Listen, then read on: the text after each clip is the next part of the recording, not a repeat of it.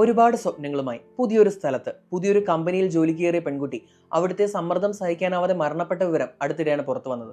ഇന്ത്യയിൽ നിലനിൽക്കുന്ന toxic work കൾച്ചറിന്റെ ഇരയായി മാറി അന്ന എന്ന ആ പാവം പെൺകുട്ടി. മൾട്ടിനാഷണൽ കമ്പനിയായ ഈവൈ ഇന്ത്യയുടെ ചെയർമാൻ രാജീവ് മേമനിക്ക് മരണപ്പെട്ട അന്നയുടെ അമ്മ അനിത അഗസ്റ്റിന് അയച്ച തുറന്ന കത്തിലൂടെയാണ് അന്ന അനുഭവിച്ച വേദനകൾ പുറംലോകമറിഞ്ഞത്. 2023 നവംബറിൽ CA പാസ്സായ അന്ന 2024 മാർച്ചിലാണ് ഈവൈ പൂനെയിൽ ജോലിക്ക് കയറിയത്. സുഹൃത്തുക്കൾ പറയുന്നതനുസരിച്ച് ഓരോ ദിവസവും 16 മണിക്കൂറിലധികം അന്നയ്ക്ക് ജോലി ചെയ്യേണ്ടതായി വന്നു. കൃത്യസമയത്ത് ആഹാരം കഴിക്കാനോ സമാധാനമായി ഒന്ന് ഉറങ്ങാനോ പോലും അവൾക്ക് കഴിഞ്ഞിരുന്നില്ല.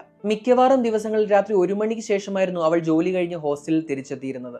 ജോലിയിൽ പ്രവേശിച്ച് 4 മാസത്തിനുള്ളിൽ ജൂലൈ 20-നാണ് കാർഡിയാക് അറസ്റ്റ് മൂലം അന്ന മരണപ്പെട്ടത്. അന്നയുടെ സംസ്കാര ചടങ്ങിൽ കമ്പനിയിൽ നിന്ന് ആരും പങ്കെടുത്തിരുന്നില്ല. തൊഴിലാളികളുടെ ആരോഗ്യത്തിന് യാതൊരു പരിഗണനയും നൽകാത്ത ഈ പ്രവണത IT മേഖലയിൽ മാത്രമല്ല ഉള്ളത്. മിക്കവാറും തുടക്കക്കാർക്കാണ് ഈ പ്രശ്നങ്ങൾ കൂടുതലായും നേരിടേണ്ടി വരിക. ഈ പ്രശ്നങ്ങളെക്കുറിച്ചൊരു ഫുൾ വീഡിയോ നമ്മുടെ ചാനൽ അപ്ലോഡ് ചെയ്തു.